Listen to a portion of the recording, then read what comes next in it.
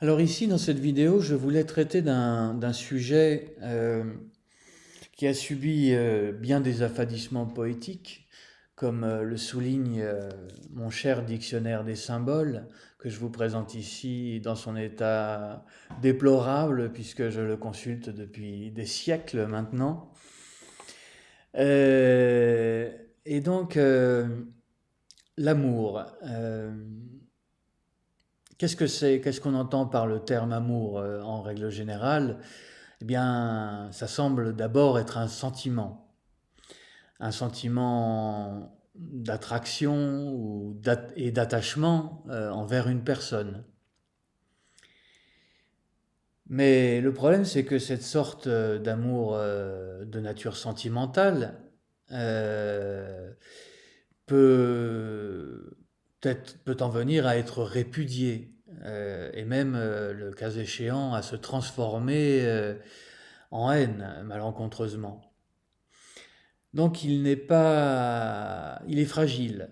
C'est un amour fragile. Mais c'est de l'amour quand même. Mais ici donc, ce dont il est question, c'est de traiter de cet amour tel qu'on en parle dans ces différentes spiritualités. Et là aussi, j'en fais appel à mon dictionnaire des symboles, euh, qui en parle comme d'une énergie. Alors ici, le terme énergie est aussi quelque peu galvaudé, on ne sait pas trop ce que ça veut dire, mais disons comme une sorte de force. Et ce dictionnaire en parle justement comme ce qui garantit la force de la cohésion de l'univers. Donc ce qui fait que l'univers est un. Et donc pour parler de cet amour inconditionnel, de cette force de cohésion inconditionnelle, je voulais vous citer cet extrait de la Bible, c'est Matthieu 45, où il est question du fait que Dieu fait lever son soleil sur les méchants comme sur les bons, et fait tomber la pluie sur les justes comme sur les injustes. Donc là, ça nous dit différentes choses euh, sur cet amour inconditionnel. D'abord, quand on envisage cet extrait, on peut voir que il n'est pas question d'un positionnement particulier vis-à-vis des individus, qu'ils soient bons ou qu'ils soient méchants, qu'ils soient grands, petits, qu'ils soient laids ou beaux, c'est pareil. On ne se positionne pas. Dieu ne se positionne pas. Il les aime tous indépendamment de leurs différences.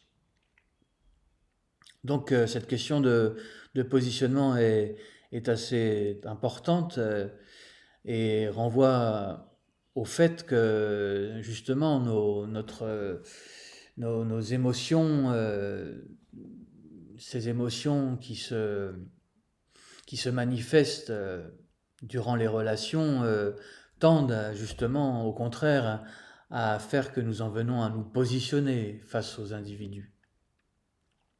Voilà, donc ça c'est la première chose.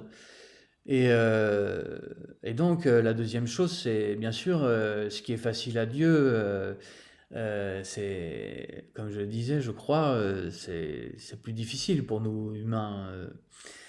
Euh, et donc, mais la question c'est, en fait, cet amour-là est un idéal. Donc, qui dit idéal dit que on n'a pas nécessairement cette capacité à l'incarner pleinement. Cependant, ça peut être une direction. C'est un peu comme une étoile lointaine qui nous donnerait le nord. Voilà. J'espère que cette réflexion vous aura intéressé et je vous souhaite une bonne journée. Au revoir.